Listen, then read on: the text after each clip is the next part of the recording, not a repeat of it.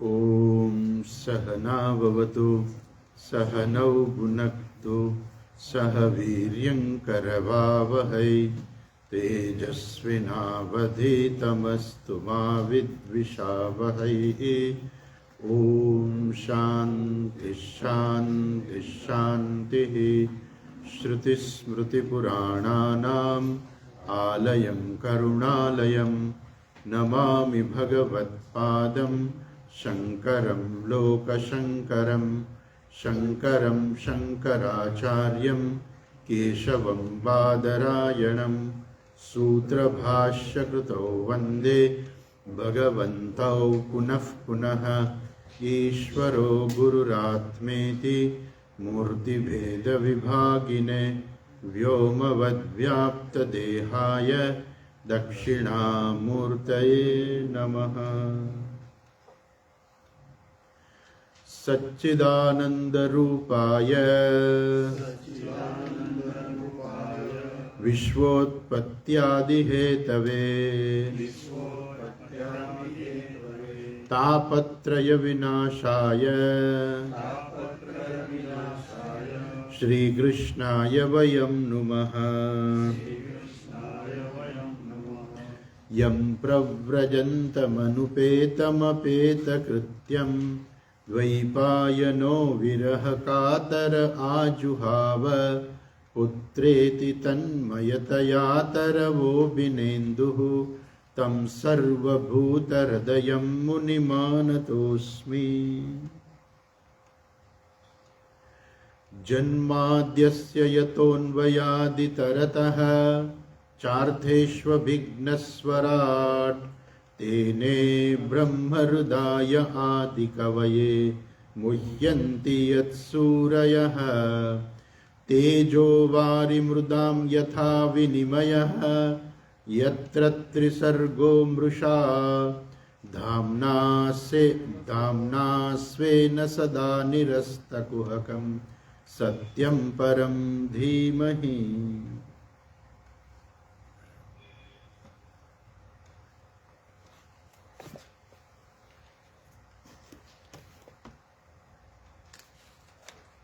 શ્રીમદ ભાગવતના બીજા સ્કંદના પહેલા અધ્યાયનું આપણે શ્રવણ કરી રહ્યા છીએ અને એમાં આપણે થોડાક શ્લોકો જોયા.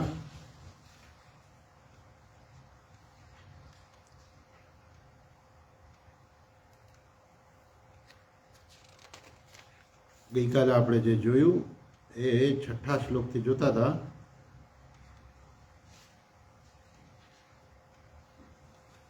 તો ગઈકાલે 6થા શ્લોકમાં જોયું કે માણસને અંત સમય જ્યારે આવે છે ને ત્યારે ભગવાનનું સ્મરણ થવું જોઈએ.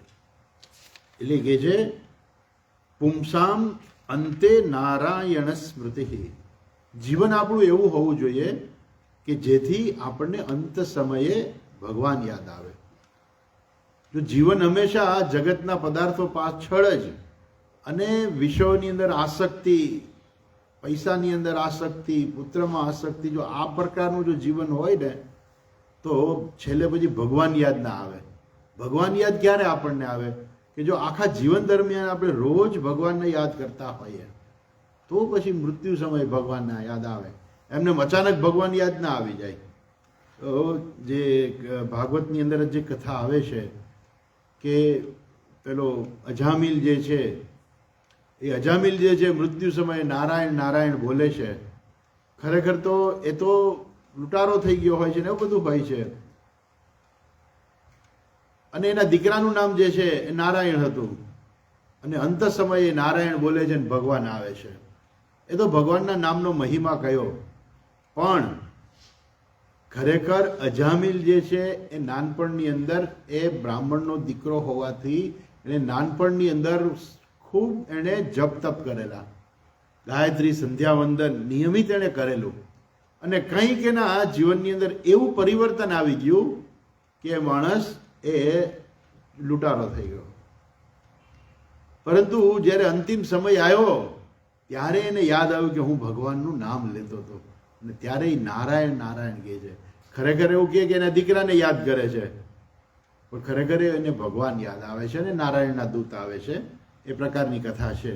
તો અંત સમયે જે છે એ માણસે જીવન દરમિયાન જે કરેલું હોય ને એ જ યાદ આવે. ભગવાન એકદમ યાદ ના આવી જાય પ્રયત્નપૂર્વક. કારણ કે શું કામ પ્રયત્નપૂર્વક ભગવાન યાદ ન આવે?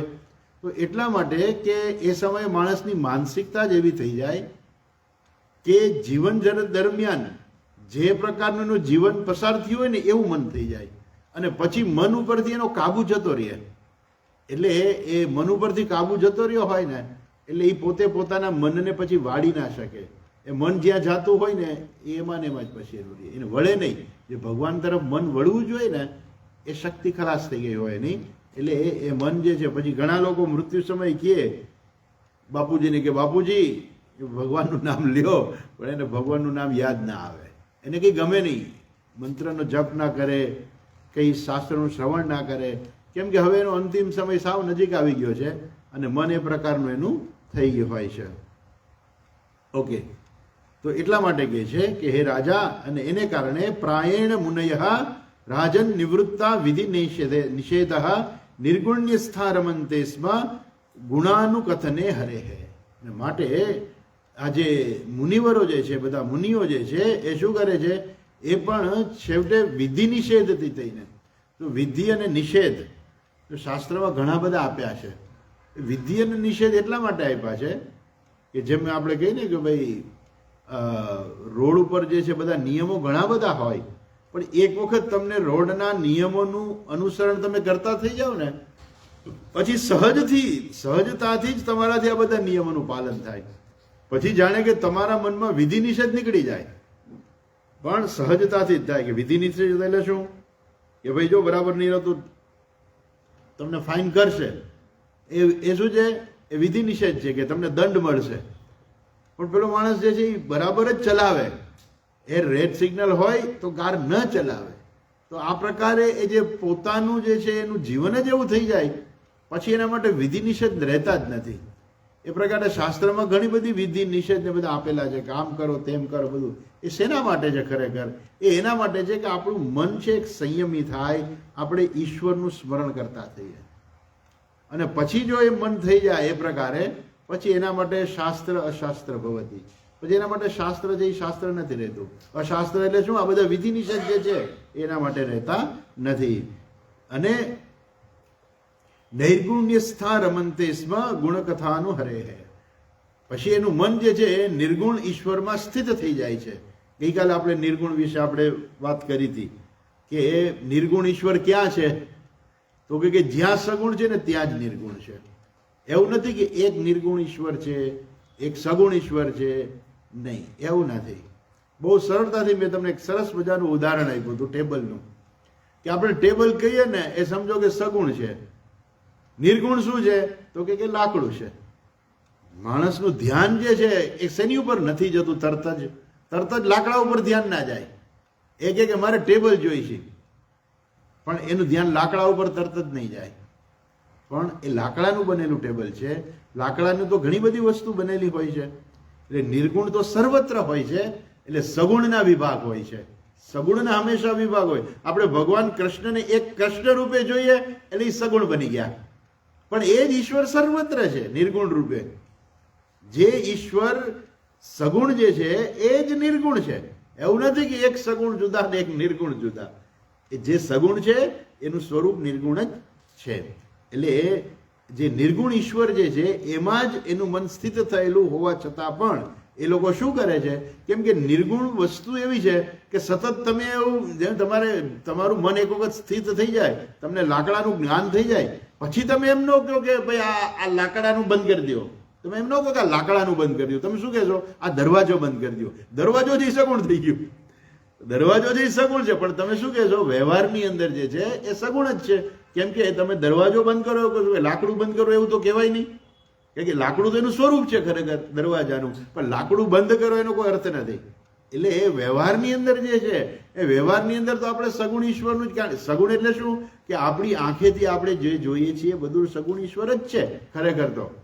પણ એ ઈશ્વરની અભિવ્યક્તિ જે છે એ જ્યારે ભગવાન પોતે વિશેષ રૂપે એક શરીર ધારણ કરે ને ત્યારે એમાં ઈશ્વરની અભિવ્યક્તિ વધારે પડતી હોય છે.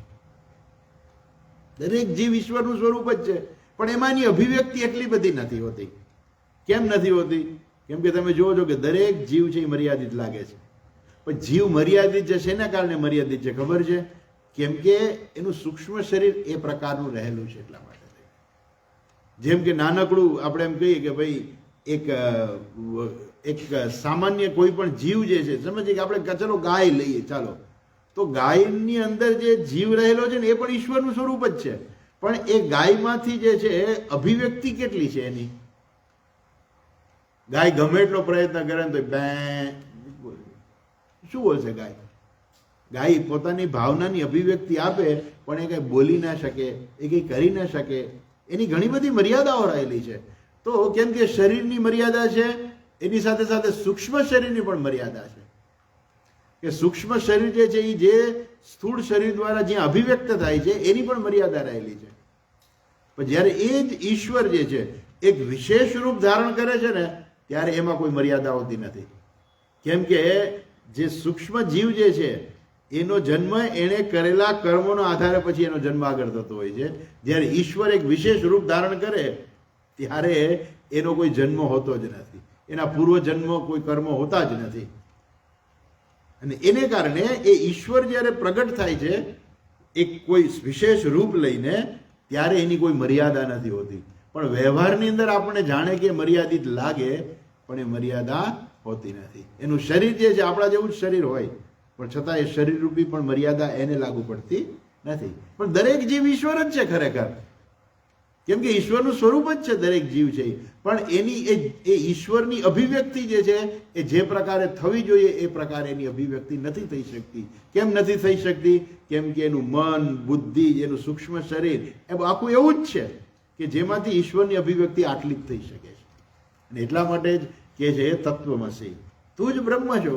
એ તું જ બ્રહ્મ છો એટલે શું? એ જે ઉપદેશ આપે છે સૂક્ષ્મ શરીર જો જડ છે ખરેખર, તો એના દ્વારા ઈશ્વર અભિવ્યક્ત થાય છે. સ્થૂળ શરીર છે એવું જ સૂક્ષ્મ શરીર પણ છે, અને એના દ્વારા જ જે છે એ આપણું શરીર ચાલે છે. જેને હું કહીએ છીએ એ તો ઈશ્વરનું સ્વરૂપ છે, પણ એ જ ઈશ્વરનું સ્વરૂપ જે છે એ શરીરમાં રહેલું જે સૂક્ષ્મ શરીર છે એના દ્વારા એની અભિવ્યક્તિ થાય છે, ચેતનતાની અભિવ્યક્તિ થાય છે. જો એ સૂક્ષ્મ શરીર ના હોય તો ચેતનતાની અભિવ્યક્તિ ના થાય. અને આપણે એમ કહીએ છીએ કે ઈશાવાસ્યમ ઇદમ સર્વમ, જે કાંઈ છે બધું જ ઈશ્વર છે. તો દરેક ઈશ્વર છે, પંખો ઈશ્વર છે, ખુરશી ઈશ્વર જ છે, પણ એમાં સૂક્ષ્મ શરીર નથી, એટલે એનામાં ચેતનતા અભિવ્યક્ત થતી નથી. જ્યારે બધા જે જીવો જે છે એની અંદર સૂક્ષ્મ શરીર રહેલું છે, અને એના માટે એ સૂક્ષ્મ શરીરની અભિવ્યક્તિ થતી હોવાને કારણે એમાં ચેતનતા અભિવ્યક્ત થાય છે. કેમ કે સૂક્ષ્મ શરીરમાં સામર્થ્ય છે ચેતનતાની અભિવ્યક્ત કરવાનું સામર્થ્ય છે, અને એ સૂક્ષ્મ શરીર જેવું હોય ને એ પ્રકારની ચેતનતા અભિવ્યક્ત થાય. તો મનુષ્યનું સૂક્ષ્મ શરીર હોય તો એમાં એ પ્રકારની ચેતનતા અભિવ્યક્ત થાય. આપણે કેવું સરસ બોલી શકીએ છીએ, કેવું સરસ સાંભળી શકીએ છીએ, અને સાંભળીને કેવો સરસ આપણે રિપ્લાય પણ આપી શકીએ છીએ. તો એ બધું શું છે? એ આપણું સૂક્ષ્મ શરીર એવું છે કે જેમાં આ બધી વસ્તુ શક્ય છે. તો એમાં પણ પાછી મર્યાદા તો ખરી જ પાછી. એટલે આપણા સૂક્ષ્મ શરીરની મર્યાદા તો છે જ. એટલે એ સૂક્ષ્મ શરીરની મર્યાદા જે છે એ માણસ ક્યારેય એ લાંઘી ના શકે. એ સૂક્ષ્મ શરીરની મર્યાદા એ થોડીક લંબાવી શકે. માણસ તપશ્ચર્યા કરે તો તપશ્ચર્યા કરીને માણસ સૂક્ષ્મ શરીરની જે શક્તિ જે છે એ બધી બહાર લઈ આવી શકે, પણ કેટલીક લઈ આવી શકે? એ પોતે ઈશ્વર ના બની શકે ક્યારેય.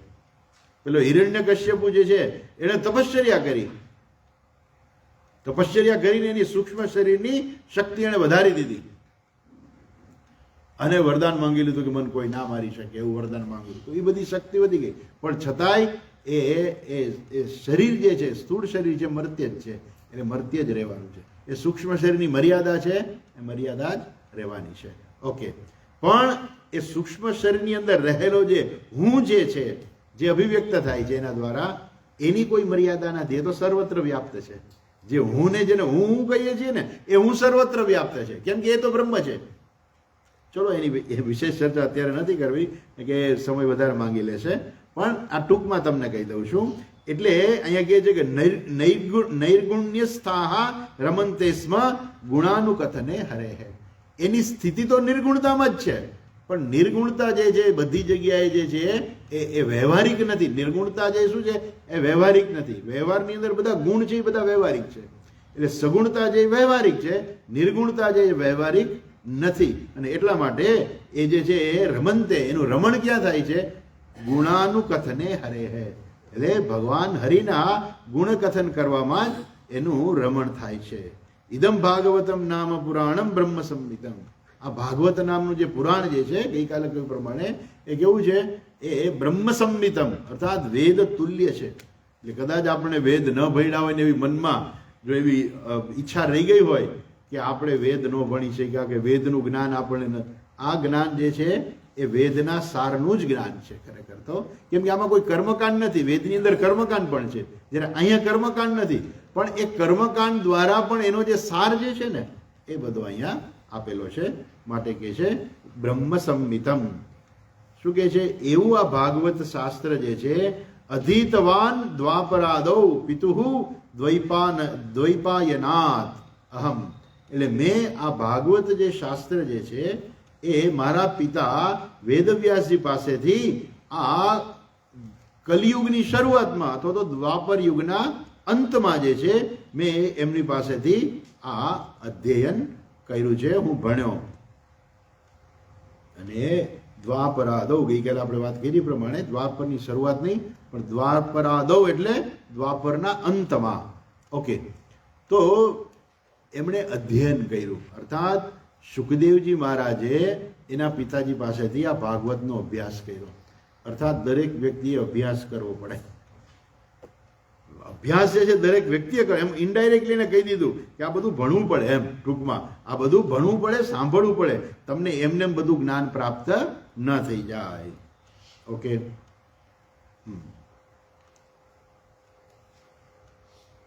હવે આગળ કહે છે 9મા શ્લોકમાં, પરિનિષ્ઠિતોપી નૈર્ગુણ્યે પરિનિષ્ઠિતોપી નૈર્ગુણ્યે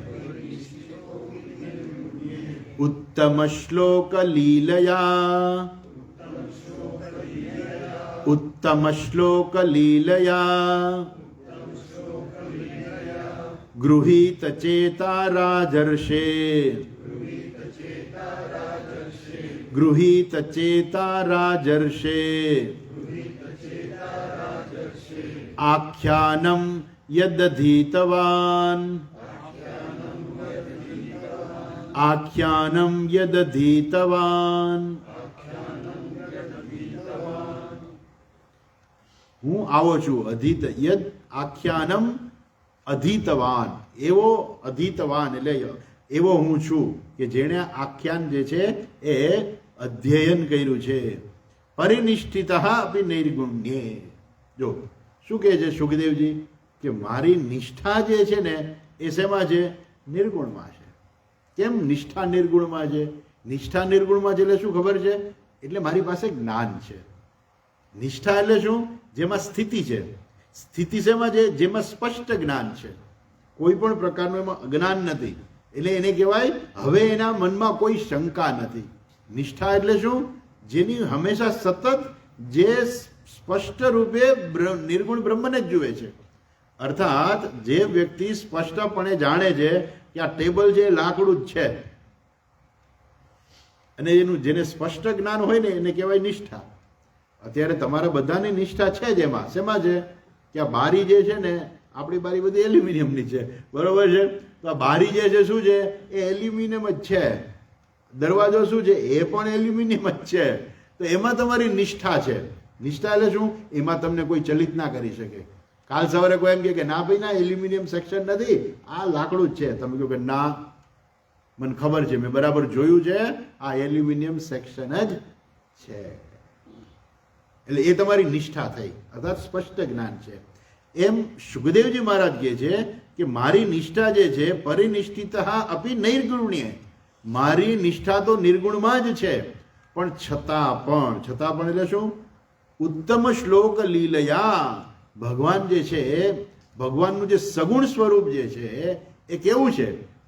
તો કહે છે કે નિર્ગુણમાં તો કંઈ છે જ નહીં, કે મેં કોઈ ગુણ જ નથી. એટલે નિર્ગુણનું વર્ણન તો કંઈ ખરેખર તો નિર્ગુણનું વર્ણન કેવું છે? લક્ષિત છે. નિર્ગુણનું વર્ણન કેવું છે? લક્ષિત છે. એટલે શું? તમને દરવાજો દેખાય છે, પણ હું કહું કે દરવાજો એલ્યુમિનિયમનો છે, તો એ હું લક્ષિત કરું છું કે તમને દેખાય છે દરવાજો, તમારે જોવાનું છે એલ્યુમિનિયમ. એટલે એ લક્ષિત છે. એટલે નિર્ગુણ વસ્તુ, નિર્ગુણ સ્વરૂપ કેવું છે? નિર્ગુણ ઈશ્વર જે છે ને હંમેશા લક્ષિત થઈ શકે, કારણ કે એનું દર્શન ના થઈ શકે નિર્ગુણનું.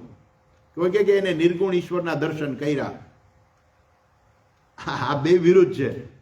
પેલા માણસને તમે કેમ કહી શકો કે એને ખૂબ ખાઈને ઉપવાસ કર્યો?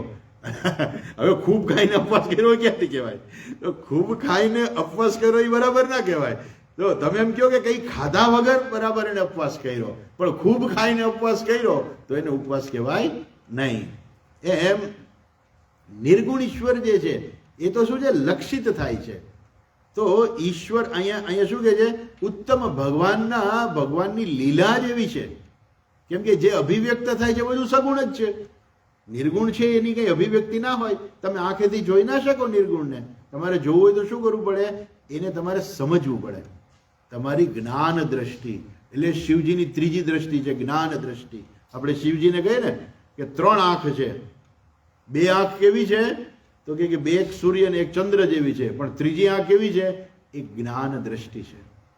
એટલે ઘણી વાર એમ કહે કે દ્રષ્ટિ એટલે પાછી આંખ થાય, દ્રષ્ટિ એટલે પણ આંખ થાય ને, પણ એ ખરેખર ત્રીજી આંખ એટલે શું છે? એ જ્ઞાન દ્રષ્ટિ છે. અને જ્ઞાન દ્રષ્ટિથી શું કરે છે? એ બધું બાળી નાખે. બાળી નાખે એટલે શું? બધાનો નાશ થઈ જાય. નાશ થઈ જાય એટલે શું ખબર છે? વસ્તુ છે જ એ ખરેખર એની જે પેલી હોવાપણું છે ને એ ગુમાવી દે.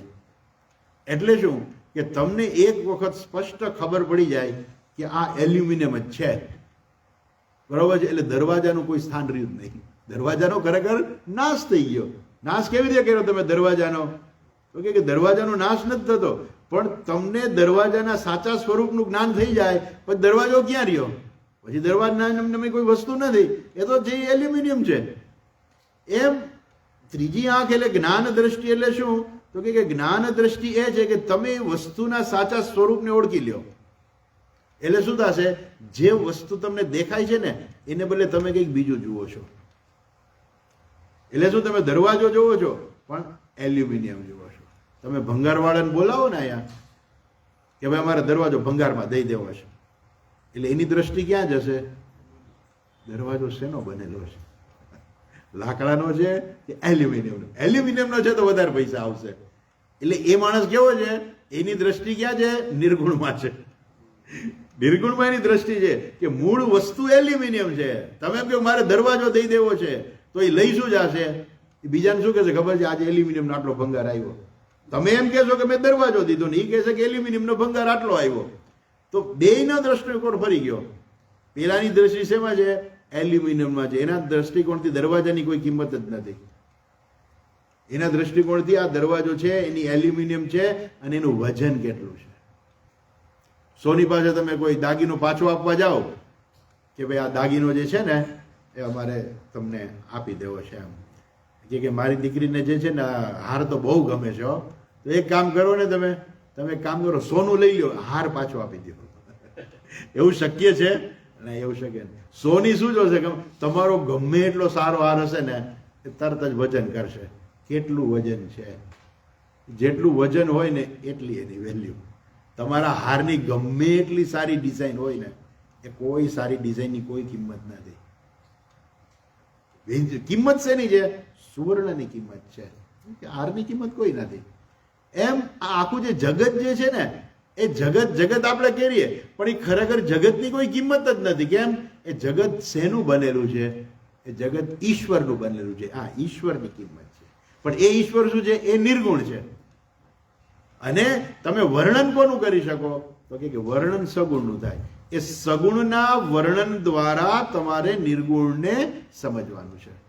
એટલા માટે કહે છે કે આ બધા મુનિઓ જે છે એની સ્થિતિ તો નિર્ગુણમાં જ હોય છે, પણ છતાં પણ એ ભગવાનના એ ગુણકથન કરવામાં એ હંમેશા રમણ કરે છે, રત રહે છે. કેમ કે એના દ્વારા જ જે માણસ નિર્ગુણ સુધી પહોંચી શકાય છે.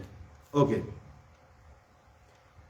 એવું આ ભાગવત નામનું જે આ પુરાણ જે છે એ મારા પિતા પાસેથી સાંભળ્યું, અને મારી નિષ્ઠા જે છે એ તો નિર્ગુણમાં જ છે.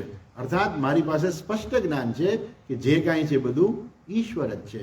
છતાં પણ એટલે શું કે ભગવાનની લીલા એવી છે ને કે માણસનું મન અને ભગવાનની લીલા એ બે કેવું છે, એકબીજાને ખેંચે એવા છે.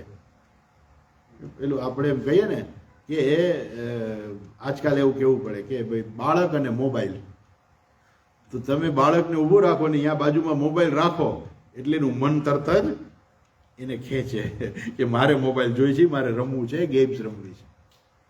એમ જાણે કે આવા જે મુનિઓ હોય છે એ બધા શું છે કે એની નિષ્ઠા તો નિર્ગુણમાં જ હોય છે, પણ ભગવાનની લીલાની જેવી વાત આવે ને એટલે મન જે એમાં ખેંચાઈ જાય. ભગવાનની લીલા શું છે એ સગુણ છે, બધી ભગવાનને કરેલી લીલા બધી સગુણ સ્વરૂપની લીલા છે, એટલે એમાં એનું મન જે ખેંચાઈ જાય છે. ગૃહિત ચેતા રાજર્ષે, એ રાજન મારું ચિંતન છે, મારી ચેતા એટલે ચિંતન, મારું ચિંતન જે છે એ શું થયું કે ગૃહિત ચેતા, ચેતસ એટલે મન, એને મારું ગૃહિત એટલે હું ખેંચી લીધું, મારું મન ખેંચી લીધું. શેમાં ખેંચી લીધું? ભગવાનના સગુણ સ્વરૂપની અંદર. શું કામે? કેમ કે ભગવાને લીલા જેવી કરી છે ને કે એનું વર્ણન કરવાનું મન થઈ જાય, એને સાંભળવાનું મન થઈ જાય, એનું અધ્યયન કરવાનું મન થઈ જાય. આ તમે બધા છે ને માટે એવા ભાગવત સાંભળવા, કેમ કે તમારું મન છે. શું મન છે કે ભાગવતની અંદર ભગવાનની લીલા કરેલી છે એ ભગવાન વિશે આપણને સાંભળવા મળશે, એટલા માટે તમે આવ્યા. તમારું મન શું છે, ભલે આમ સુખદેવજીની જેમ હરણ ન થઈ ગયું હોય, પણ થોડું ઘણું તો ખરું ને એવું મન કે તમે સાંભળવા આવ્યા. તમે કેમ થિયેટરમાં ન ગયા કે તમને ખબર છે કે આ અમારા માટે નકામું છે, અહીંયા આપણને કંઈ મળવાનું નથી. અહીંયા જાશું, સત્સંગમાં જાશું તો કંઈક ભગવાન વિશે આપણને સાંભળવા મળશે, અને સાંભળવા મળશે. પણ બીજા કેટલાય કેમ ન આવ્યા, કેમ નથી આવતા? કેમ કે એને રસ નથી. એનું મન જે છે એ ભગવાનની લીલા પ્રત્યેનું જરાય આકર્ષિત નથી થતું, પણ તમારું મન કેવું છે એ આકર્ષિત થઈ જાય છે. એમ દરેક વ્યક્તિ જે છે એ વ્યક્તિએ પોતાના મનને એ પ્રકારે સંસ્કારિત કરવું પડે. જો મનને એવા સંસ્કાર મળેલા હોય તો એને એ વસ્તુ ગમે. તમને રોજ જો છે ભગવાનના પૂજા પાઠ કરવું ગમતું હોય, મંદિરમાં દર્શન કરવા જવું ગમતું હોય, તો પછી તમને ભગવાન વિશે સાંભળવાનું તરત જ મન થઈ જાય. એમને એમ ના થાય. તો એનો અર્થ શું કે તમે બધા રોજ ઘરે ભગવાનના પૂજા પાઠ કરતા હશો, ભગવાનનું નામ લેતા હશો, અચાનક તમે અહીં આવી ગયા એવું નથી. એવું બને જ નહીં ક્યારે કે તમે અચાનક આવી જાઓ. અચાનક આવ્યા હોય તો બીજે દિવસે ના આવે. કદાચ ભૂલથી કોઈ માણસ આવી ગયા હોય, બેસી ગયા હોય, તો બીજે દિવસે એ ના આવી શકે, કેમ કે એનું મન જ ઈશ્વરમાં રમણ નથી કરતું. ત્યારે અહીંયા સુખદેવજી શું કહે છે કે મારું મન જ એવું હતું કે ભગવાનની લીલા સાંભળી અને મારું મન છે એમાં ખેંચાઈ ગયું. એટલે ભગવાનની લીલા વચ્ચે લીલાનું વર્ણન સાંભળીને મારું ચિત્ત જે છે એમાં ખેંચાઈ ગયું, અને આવું મારું મન હોવાને કારણે મેં શું કર્યું? મેં એનું અધ્યયન કર્યું. તો ભાગવતની અંદર શું છે, ભગવાને જ્યારે જન્મ જ્યારે ધારણ કર્યો ત્યારે ભગવાને જે જન્મ ધારણ કરેલો હોય ને, અને એ સમય દરમિયાન એણે કરેલા કર્મો જે છે, દિવ્ય કર્મ જે છે એનું વર્ણન છે, અને વર્ણન આપણને સાંભળવું ગમે. જન્મ કર્મ ચ મે દિવ્યમ એવમ યો વેત્તિ તત્વતઃ. ભગવાનના જન્મ અને કર્મ બધા દિવ્ય છે અને એ આપણને સાંભળવા ગમે. એટલા માટે આ ભાગવત શાસ્ત્ર છે. ઇવન સુખદેવજીને પણ આ ગમતું હતું, અને એટલા માટે જ એમણે ભાગવતનું એટલે કે જે આખ્યાનમ યદ અધીતવાન, અધીતવાન એટલે મેં એનું વ્યાખ્યાન સાંભળ્યું. પરિનિષ્ઠિત આપી નૈર્ગુણ્ય, નિર્ગુણમાં જ મારી નિષ્ઠા છે ખરેખર તો. એટલે નિર્ગુણમાંથી નિષ્ઠા ખસી નથી ગઈ, એવું કે ખસી જાય જ નહીં ને. હંમેશા એવું છે કે સત્યનું જ્ઞાન થાય ને એ કોઈ દી જાય નહીં. જ્ઞાન હંમેશા છે ને એ કોઈ દિવસ જાય નહીં. એ જ્ઞાન હંમેશા એવું ને એવું જ રહે. એમાં બીજા જ્ઞાનમાં હજી પરિવર્તન આવે.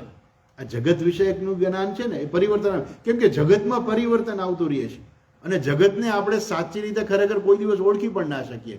એટલે જગતના જ્ઞાન વિશે હંમેશા પરિવર્તન આવે. પણ એ જગત જે છે જેના ઉપર આધારિત જે છે, જેમાંથી આખું જગત પ્રગટ થયું છે, એ શું છે? એ તો એનું ખરેખર એ ઓરિજિનલ વસ્તુ છે, એ તો ખરેખર ઈશ્વર છે. એનું જ્ઞાન છે ને કોઈ દિવસ જાય નહીં. એટલે એ જ્ઞાન ખરેખર ક્યારેય જાય જ નહીં. તો જગતના જ્ઞાનમાં શું છે, વધારો તમારો થયે રાખે. એટલે એ પહેલાના જમાનામાં શું છે કે લોકો પાસે આપણે એમ કહીએ કે સૌથી પહેલા છે ને કે કેવા ફોન આવ્યા હતા, તમને બધાને ખબર હશે કે પેલું ડાયલ ઘુમાવાનું, એમાં ઘુમાવાનું, એકમાં બોલવાનું ને એકમાં સાંભળવાનું, બે જુદા જુદા પાછા. ડાયલ ફોન કરવાનો, એકમાં બોલવાનું ને બીજામાં સાંભળવાનું. એ તો બધા રાજા મહારાજાઓ પાસે હોય. આપણા જેવા લોકો પાસે શું હતું, એવું એ કાંઈ નહોતું. શરૂઆતના જે ફોન આવ્યા એમાં ડાયલ કરવાનું નહોતું આવતું. તમે ફોન ઉપાડો એટલે સીધું ટેલિફોન એક્સચેન્જમાંથી ફોન ઉપાડે અને તમારે નંબર આપવાનો કે આ નંબર મને જોઈન્ટ કરી દો, એટલે એ નંબર તમને જોઈન્ટ કરી અને તમે પછી વાત કરો. તો એ નંબર ડાયલિંગ કરવાનું આપણી પાસે એ કોઈ વિશેષ એવું કોઈ જ્ઞાન નહોતું. પછી ધીમે ધીમે બધા પાસે નંબર ડાયલ કરવા માટે એવું ડાયલવાળા ફોન આવી ગયા. ડાયલવાળા ફોન આવ્યા, એમાંથી પછી આવ્યા કોર્ડલેસ ફોન આવ્યા. એમાં ડાયલ તો એમાં ફોન તો હોય, એમાં પાછા નંબર તો દબાવવાના. કોર્ડલેસ ફોન આવી ગયા. અને હા, કોર્ડલેસ ફોન એટલે આપણે હા એની પાસે કોર્ડલેસ ફોન છે. એમાંથી જે મોબાઈલ આવ્યા ત્યારે એમ થતું ઓહો આ ભાઈ પાસે મોબાઈલ છે, આવડો મોટો મોબાઈલ હોય. હવે છે કોઈ મોબાઈલની કિંમત? હવે દાંતણવાળા અને પેલા ફેરિયા હોય છે, બધા પાસે મોબાઈલ હોય છે, કોમન થઈ ગયું મોબાઈલ. એમાં મોબાઈલ આવ્યા પછી શું થયું, પછી એની અંદર ઇન્ટરનેટ આવ્યું. હવે ઇન્ટરનેટવાળા મોબાઈલ, પછી એમાં આઈફોન આવે ને આઈફોન. પણ ટૂંકમાં આ જગત વિશે જ્ઞાન કેવું છે ખબર છે, એમાં સતત વધારો થાય. કેમ કે આપણી પાસે સંપૂર્ણ જ્ઞાન એનું હોતું જ નથી. પણ ઈશ્વર વિશે જ્ઞાન છે ને એમાં કોઈ વધારો ન થાય ને ઘટાડો ન થાય. આત્મા વિશે જ્ઞાન કેવું છે, એમાં કોઈથી વધારો ન થાય ને ઘટાડો ન થાય. આત્મા જે છે ઈશ્વરનું સ્વરૂપ જ છે ખરેખર. એટલે એ આત્મા જ્ઞાન કયો કે તમે ઈશ્વરનું જ્ઞાન કયો, એ બધું શું છે, એમાં કોઈથી વધારો ઘટાડો થાય જ નહીં. કેમ કે એનું જ્ઞાન જ એવું છે. ત્યારે જેમ પેલી આપણે વાર્તા કરીએ ને કે પેલો રાજાનો છોકરો જે છે એ ખોવાઈ ગયો હતો, બરોબર. એને ખબર નથી કે હું રાજાનો દીકરો રાજકુમાર છું. પછી ઓલા મંત્રી એને કીધું કે ભાઈ તું જ રાજકુમાર છો. ત્યારે એને ખબર પડી ગયો હું રાજકુમાર છું. હવે હું રાજકુમાર છું એ જ્ઞાન હવે પાછું જાય ખરું ક્યારેય ન જાય. એટલે પોતાના વિશે જે સાચું જ્ઞાન જે છે ને ક્યારેય જાય નહીં પછી. કેમ કે સત્ય એ સાચું જ્ઞાન છે. એટલે એ સત્ય વિષયક જે જ્ઞાન જે છે એ ક્યારેય જતું નથી. અને જતું ન રહે ને એટલે શું કહેવાય કે એમાં નિષ્ઠા જે છે હંમેશા રહે. એટલે અહીંયા કહે છે કે પરિનિષ્ઠિત આપી નિર્ગુણ્ય, મારી નિષ્ઠા તો નિર્ગુણમાં જ છે, છતાં પણ શું એની નિષ્ઠા ખસી ગઈ? તો કે ના એ જ્ઞાન ક્યારે જાય જ નહીં. પણ છતાં પણ શું છે એ વર્ણન જે છે ઈશ્વરના સગુણ સ્વરૂપનું થાય છે. એટલે કે જે ઉત્તમ શ્લોક લીલયા ગૃહિત ચેતા રાજર્ષે, ભગવાને કરેલી લીલાઓ જે છે એને મારું મન એવું આકર્ષિત કરી લીધું કે મને એ પણ ભણવાનું મન થયું. એટલે મેં આખ્યાનમ યદ અધીતવાન, એટલે મેં એ આખ્યાન પણ એનો પણ અધ્યયન મેં કર્યું. અને એ જ છે એ હું તમને કહીશ. જો શું કહે છે 10મા શ્લોકમાં કહે છે તદહમ તે વિધાસ્યામી, તદહમ તે વિધાસ્યામી મહાપૌરુષિકો ભવાન, મહાપૌરુષિકો ભવાન યસ્ય શ્રદ્ધતામાશુ સ્યાત, યસ્ય શ્રદ્ધતામાશુ સ્યાત મુકુંદે મતિસ્સતે,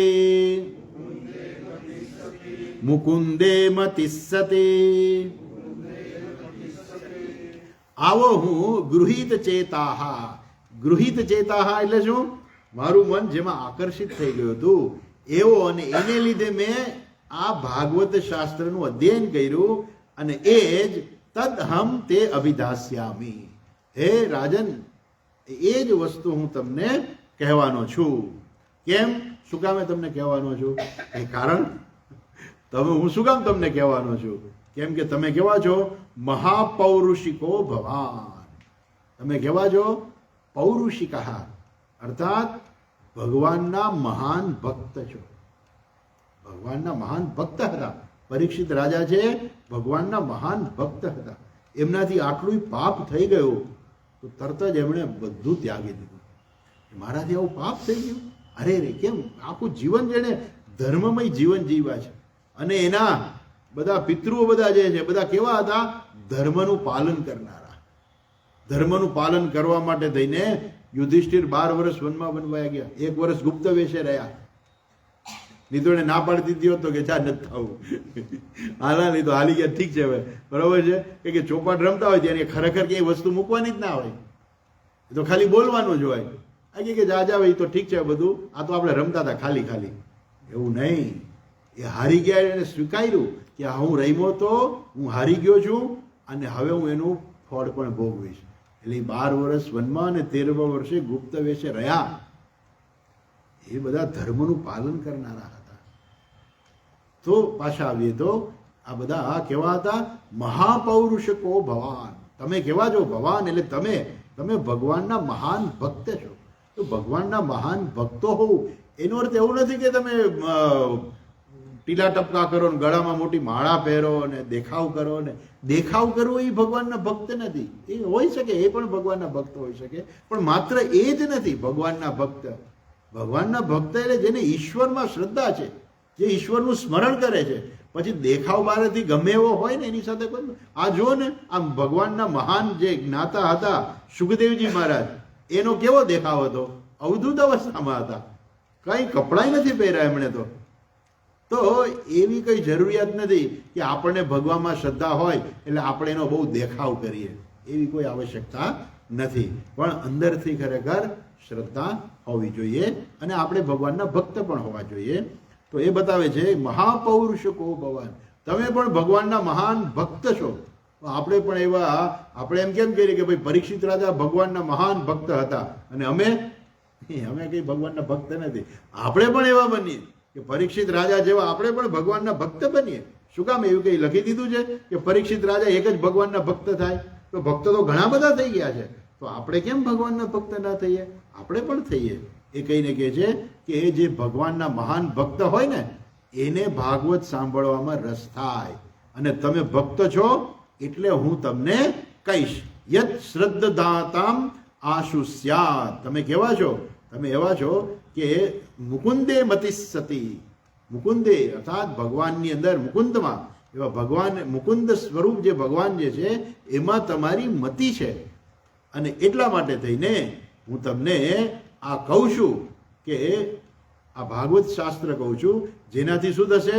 તમારી મતિ જે છે, બુદ્ધિ જે છે એ પણ શું થશે? એ ભગવાનમાં વધારે પડતી, હજુ પણ વધારે કેવી થશે? નિષ્કામ બુદ્ધિ થશે. શીઘ્ર સતી મતિ એટલે ભગવાનની અંદર યશ શ્રદ્ધતામ આશુ. આશુ એટલે તરત જ જેવા તમે ભગવાનનું સ્મરણ કરો ને એટલે ભગવાનમાં બુદ્ધિ થઈ જાય. એટલે ભગવાનની અંદર શું છે? તમે શ્રદ્ધા રાખનારા છો, તમે મહાન ભગવાનના ભક્ત છો, ભગવાન મુકુંદમાં તમારી ખૂબ જ શ્રદ્ધા છે અને એટલા માટે થઈને તમારી બુદ્ધિ છે એ તરત જ શીઘ્ર કેવી થઈ જાય છે? નિષ્કામ બુદ્ધિ. નિષ્કામ બુદ્ધિ એટલે શું? ભગવાન પાસે જઈને સીધું કંઈક કાગળિયો ધરી ના દઈએ, લિસ્ટ ભગવાનને કે મારે આ જોયું છે ને આ જોયું છે ને તે જોયું છે. ભગવાનનું યાદ કરીએ. શું કામ ભગવાનને યાદ કર્યા? તો કંઈ કામ નથી. એવું નથી કે ભગવાનને યાદ કરીએ. હા ઠીક છે કે આપણા મનમાં એવું કાંઈ હોય કે ભાઈ આપણાથી પાપ થઈ ગયા છે, ઓકે, તો ભગવાનને કહીએ કે ભગવાન મારા પાપનો નાશ કરો. તો ભગવાન જે શું છે? સર્વજ્ઞ છે, સર્વશક્તિમાન પણ છે. એટલે એવું ના કરવું. એટલે ભાગવત શાસ્ત્ર એવું પણ કહે છે કે તમારી જે ઈચ્છા હોય ને બધી ઈચ્છા પૂરી થાય. કદાચ કોઈ કહે કે ના ના મારે કંઈ જોઈતું નથી, મારે આવું કંઈ જોતું નથી, મારે તો જો આ જગતમાં રહેવું છે ને પૈસા ઘણા બધા જોઈ છે, તો કે તોય તમે ભાગવત સાંભળો, ઈશ્વર કૃપાથી તમને પૈસા પણ મળશે. ભલે ભાગવત શાસ્ત્ર છે પૈસા મેળવવાનું શાસ્ત્ર નથી, પણ તમે ઈશ્વર કૃપા, તમે ભાગવત શાસ્ત્ર સાંભળો એના પુણ્યના ફળ રૂપે તમે જો એવી અપેક્ષા રાખતા હો કે ભગવાન મને પૈસા આપે, તો ભગવાન કહે કે હું પૈસા આપીશ, મને શું વાંધો છે? તમારે સંસારમાં જ રહેવું હોય તો મને કાંઈ વાંધો નથી. એટલે ભગવાન તો શું છે? ભગવાનના ભક્ત જે 4 પ્રકારના હોય છે, તો ભગવાન પાસે એનો ભક્ત જે પ્રકારે આવે ભગવાન એવું ફળ આપે.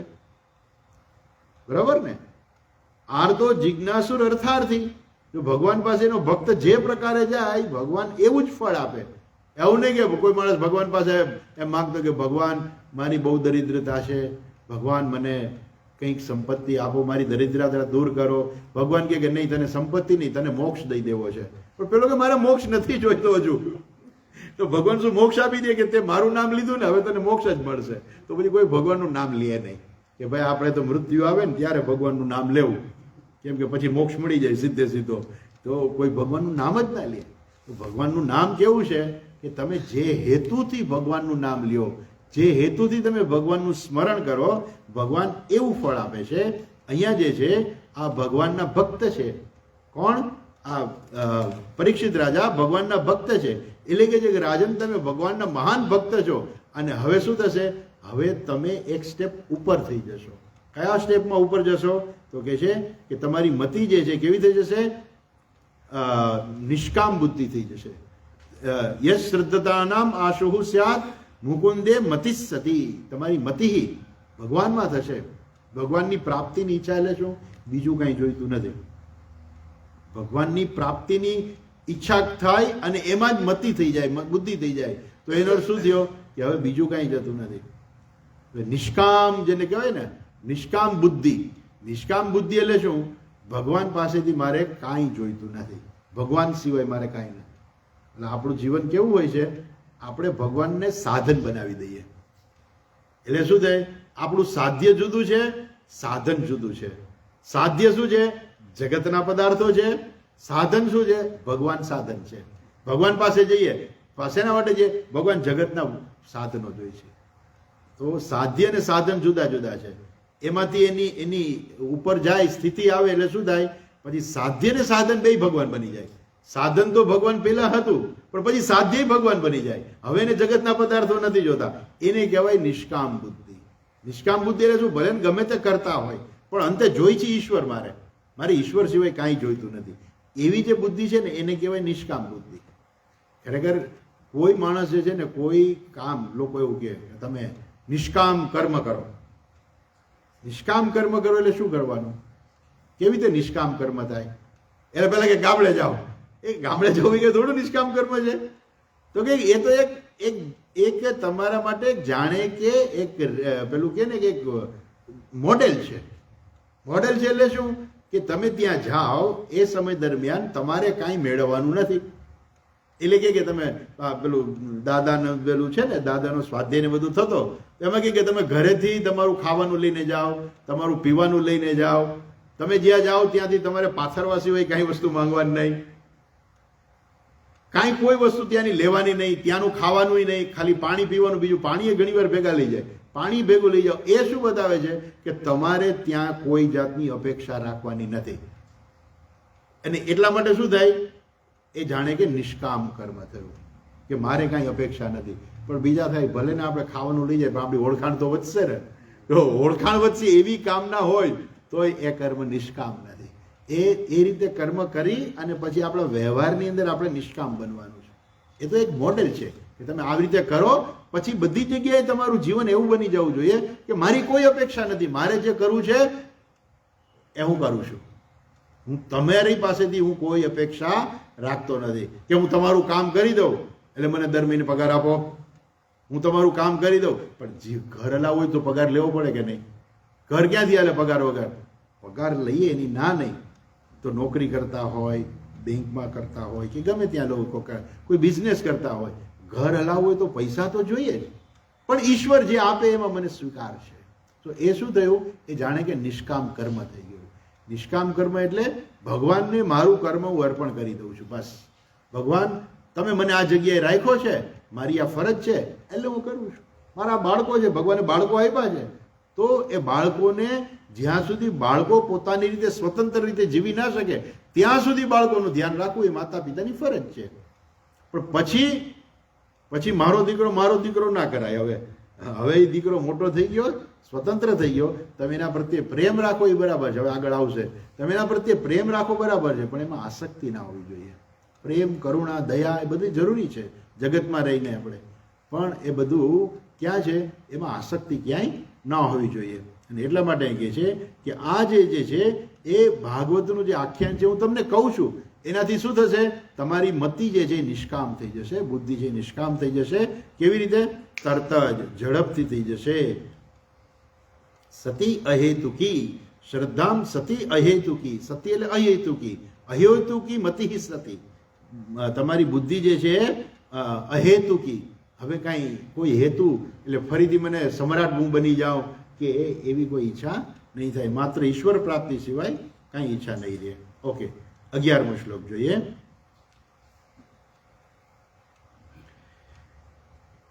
એતન નિર્વિદ્યમાનાનામ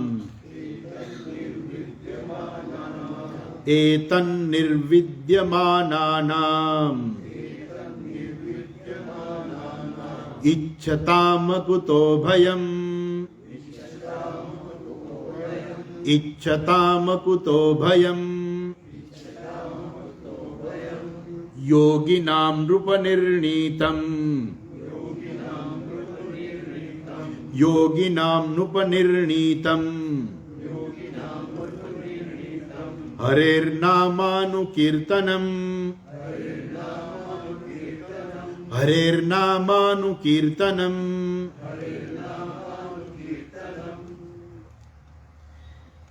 एतत् निर्विद्यमानानाम् इच्छताम् अकुतो भयम् योगिनाम्. निर्विद्यमानानाम अर्थात मुमुक्षो માટે, નિર્વિદ્યમાનાનામ અર્થાત જે લોકોને મોક્ષ પ્રાપ્ત કરવો છે એવા લોકો માટે નિર્વિદ્યમાનાનામ ઈચ્છતામ અકુતો ભયમ. અકુતો ભયમ, અકુતો ભયમ એટલે જેને નિર્ભય વસ્તુની પ્રાપ્તિ કરવી છે, જ્યાં ભય નથી, એવી જે વસ્તુ એને પ્રાપ્ત કરવી છે એના માટે આ શું છે? આ બધું સાધન રૂપ છે. અર્થાત આ જે લોકોને મોક્ષ પ્રાપ્ત કરવો છે, બીજા શબ્દમાં એવો કહીએ કે જેને નિર્ભય પદ પ્રાપ્ત કરવું છે. બધા શું છે કે આ બધા એક જ વસ્તુ છે. પેલા કે ભાઈ આપણે મોક્ષ નથી જોતો, આપણે તો ભગવાનની પ્રાપ્તિ કરવી છે, તો કે એને જ મોક્ષ કહેવાય.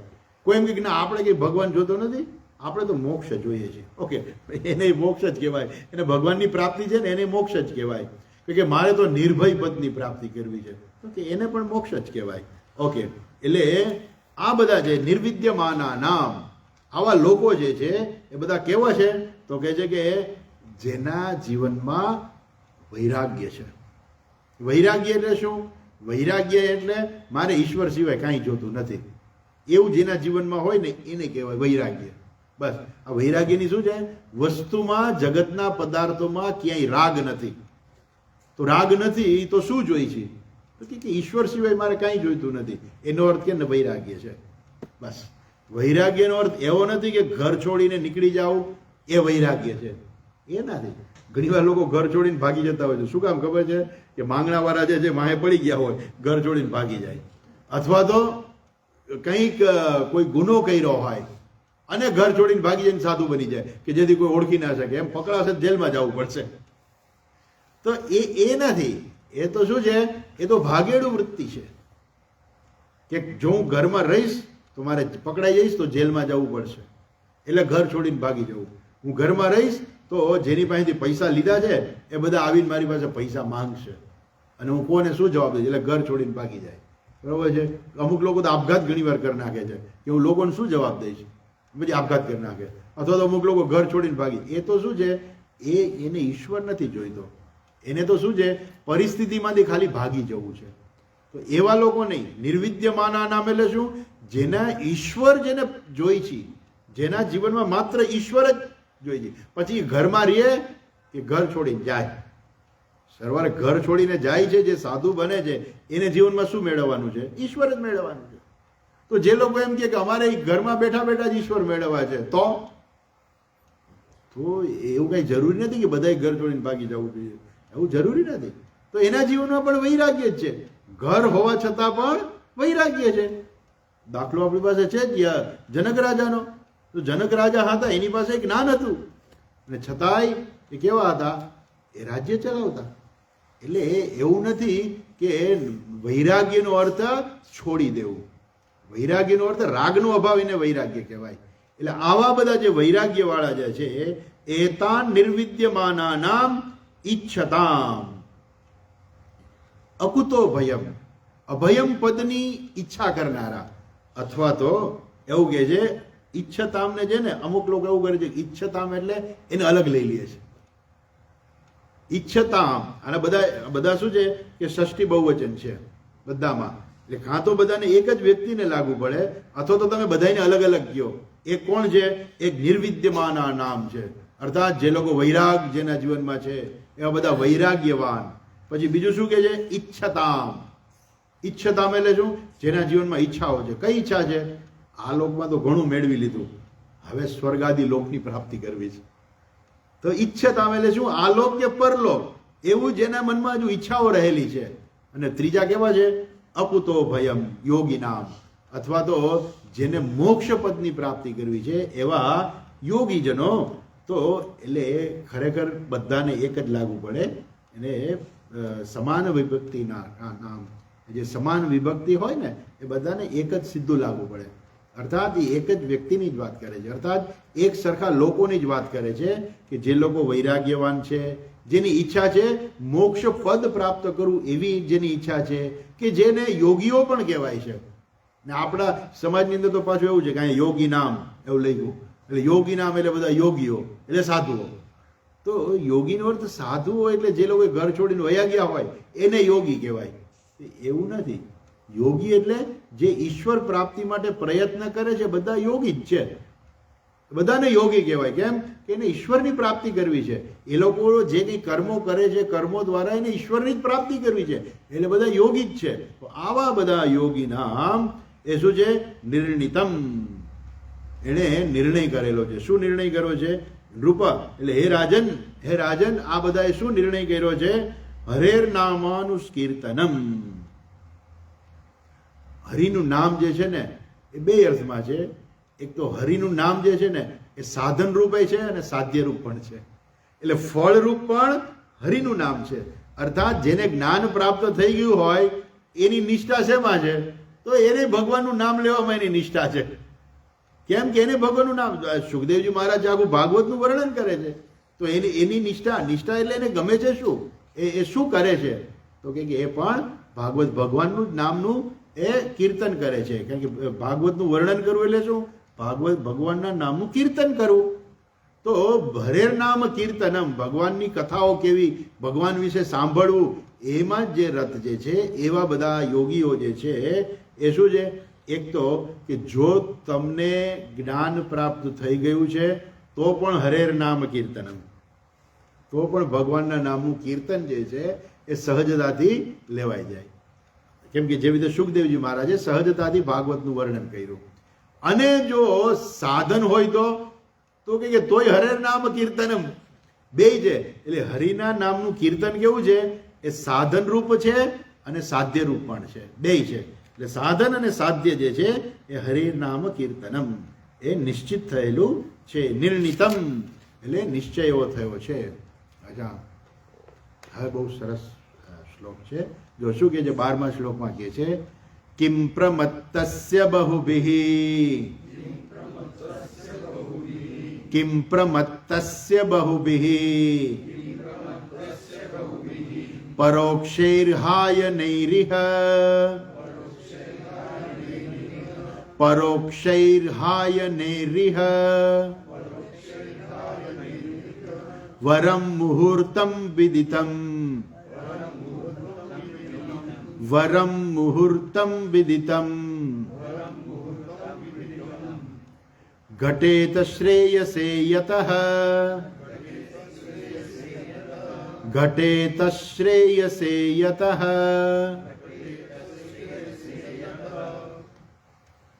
બહુ સરસ કહે છે કે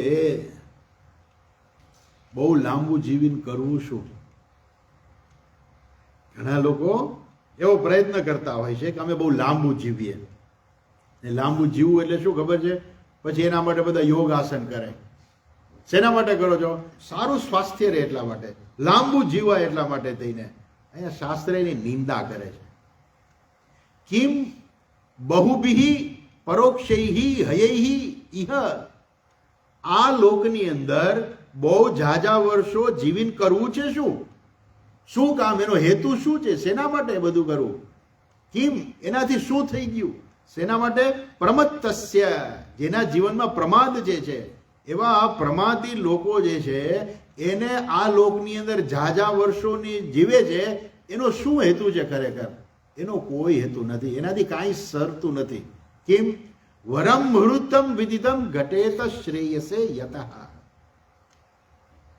માત્ર 2 ઘડીનો સત્સંગ પણ જે છે ઘટેત વિદિતમ, જાણી લે માણસ એક વખત કે મારે સમય કંઈ બગાડવો ના જોઈએ, મારે ઈશ્વરની પ્રાપ્તિ કરવી જોઈએ.